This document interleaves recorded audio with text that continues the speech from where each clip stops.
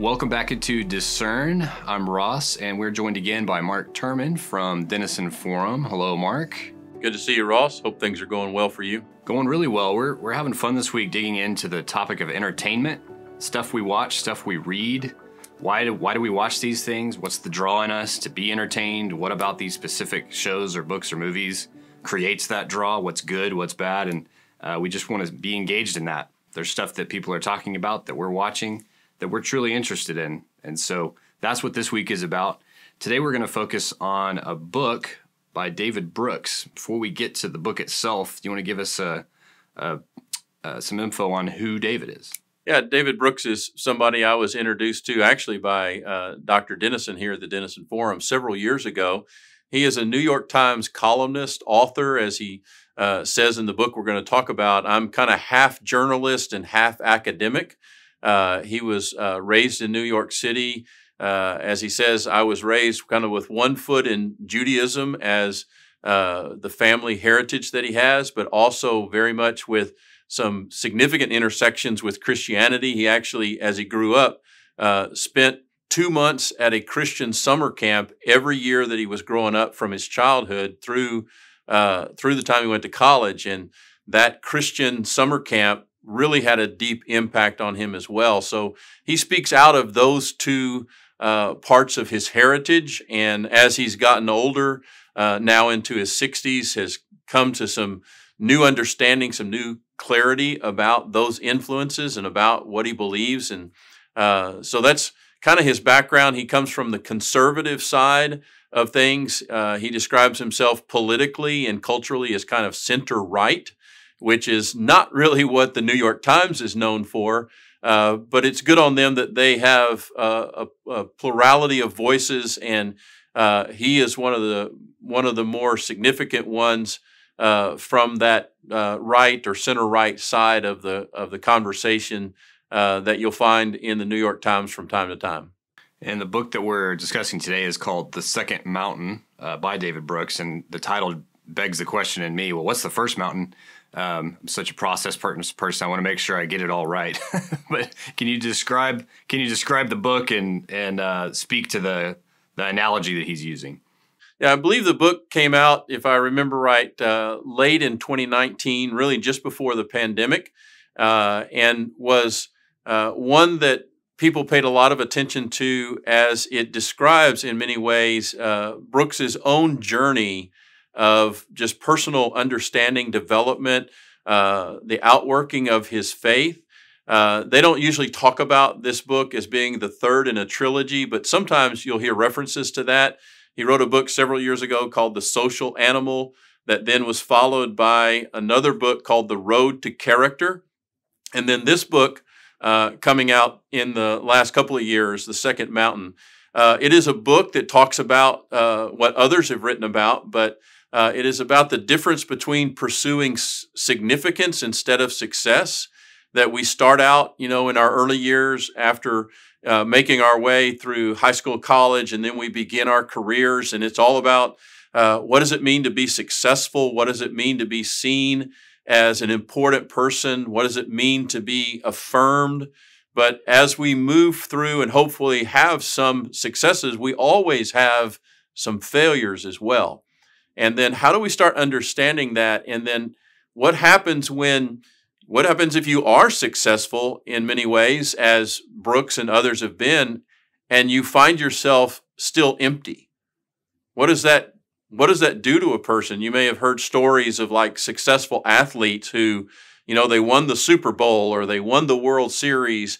And when they got to that point, they were like, well, I've reached the top. Now what? And they find themselves confronting a sense of disorientation and in some ways emptiness or disappointment because it wasn't all that they thought it was going to be. And you start getting confronted with, hey, is life just about material success and achievement on a personal level, or is it about something else? And that's what Brooks is writing about in this book. It is about a deeper understanding of what he calls the second mountain. I love one of the ways he talks about this in the book. You have what he calls resume virtues, and you also have legacy virtues. The difference being, what do people talk about when they go to a funeral? They don't talk about a person's academic success or their career success or their financial success. When you go to a person's funeral, what you're hearing are the legacy virtues. What was this person like? How did they affect my life? How did they make me feel? And how did they express value in my life? And how did they bring love into my life? Those are the kinds of legacy values that we should be more focused on. And even at an earlier stage in life, focusing our life about that rather than on simply personal success or fulfillment. And the obvious thing that comes to mind is just the story of Solomon and the writings of Solomon and Ecclesiastes that I constantly have to turn my mind to when I start to get to that place of, if I just achieve X, then I will be good, or then I will be fulfilled, or then I will have done it. I wrote down, I was joking with my wife about years and years ago, I wrote down, okay, if we just make this much, I will never, ever need more. I will never, feel discontent. It's so ridiculous. It's not how it works. You could have it all.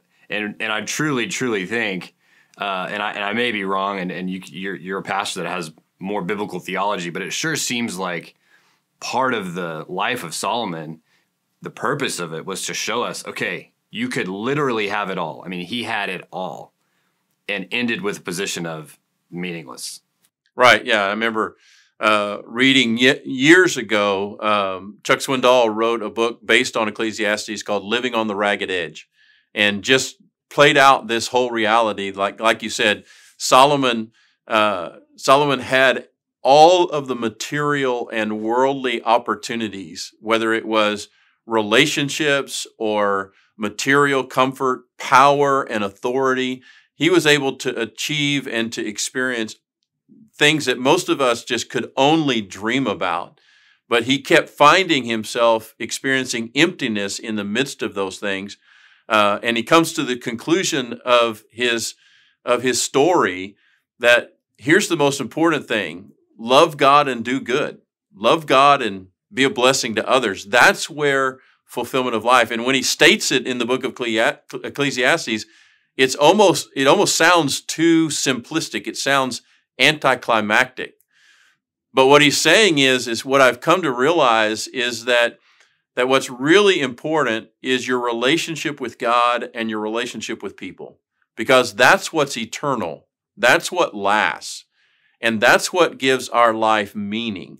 So how can we be focused on that? How can we be focused on God and others more than we're focused on ourselves and our own sense of self-actualization? And I think that truth is woven all throughout the Bible. Jesus said, if you try to gain the whole world, you're going to lose your life. But if you lose your life for him and in him and with him, then you're going to find life. And I think that's what Solomon was pointing to. I think that's what David Brooks is pointing to in this book. I'm reminded as you talk there about other times where Jesus was asked questions along those lines, and they asked him, what is the greatest commandment? And I won't butcher the quote, but you'll probably know it. Essentially, they were kind of saying, hey, boil it down. Or they may have been asking from a standpoint of, I want to make sure I get it right, which that is my personality. You have the Messiah here with us. And what did Jesus say? Yeah, Jesus said very clearly on a couple of occasions that the most important thing is to love God with all your heart, soul, mind, and strength. And he said right after that, the second, and it has to come second, is that you love your neighbor as yourself. The word neighbor here meaning the near ones. Who is near you on any given day and in the relational networks that you are a part of, or even a random stranger. Who is near you? But you have to have a relationship with God in which you experience his love and you experience his grace and his mercy, what we talk about when we talk about being reconciled to God through a relationship with Christ because of what he achieved for us on the cross. And then after we understand that love of God coming to us, then we're able to let that love come through us to the people around us, to people who are near us. And that's what really matters. We all, are concerned certainly about our material lives and our sense of achievement. Those things are important, but if they aren't focused on and through those relationships with God and with others, then we're going to find ourselves being pretty empty, pretty disappointed, living what Solomon called chasing after the wind, where you're just never really satisfied. Yeah, it definitely seems like this is a book for our audience to consider reading. And my last question as we wrap up, we're talking this week about the things we read, the things we watch. Question for you, Mark. You've got a busy life. You've got so many slots. One of my pastors, a good friend of mine, talks about at the laundry machine, there's 4 coin slots. What if I have 7 coins? How did you choose to read this book? Why not watch this show? Or, how did you end up saying, no, this is going to use one of my slots? Yeah, I think that's one of the challenges in all of our life right now, because we live in the information age. It's just seeming so overwhelming. You walk into a bookstore and you're like, where would I start? Or you go onto Netflix, well, how would I choose?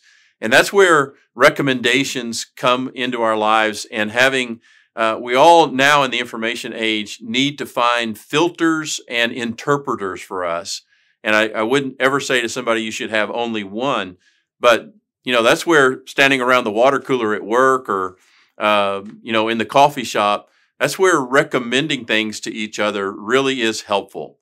And I think that's one of the things that we're doing well as a part of the Denison Forum, something I think we'll expand upon, is trying to be a filter and something of an interpreter to help people get to the best things. And yes, that includes sometimes the best books, the best authors, what we found to be the more enriching entertainment options at times. Dr. Denison loves to write about different things that he's read or watched, and to talk about how they help us to understand our relationship with God and others better.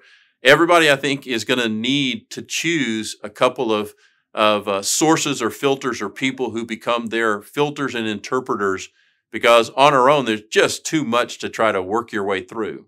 Yeah, I definitely agree. And recommendation is in today's society, especially with social media, and it's hard. Even social media has become just so oversaturated with advertising. I basically just want to ask the person that I trust, that I know.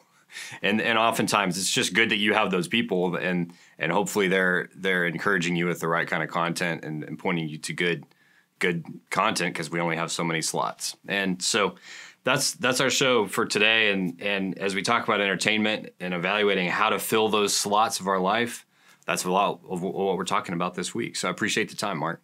You bet. Enjoyed the conversation. We'll be back on the next episode. We'll be talking about Yellowstone, which deals with a lot of the concepts we've been hitting on. Legacy, what is the meaning of life in the end? Where do you arrive when you reach the end of all that you've tried to accomplish? So excited to unpack that. We'll see everybody back for that on the next episode of Discern.